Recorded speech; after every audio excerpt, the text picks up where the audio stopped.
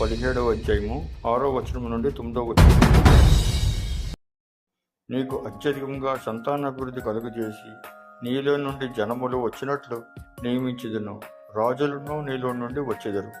నేను నీకును నీ తరువాత నీ సంతానమునకును దేవుడినై ఉండునట్లు నాకును నీకును నీ తరువాత వారి తరములలో నీ సంతతికి మధ్య నా నిబంధనను నిత్య నిబంధనగా స్థిరపరచెదను.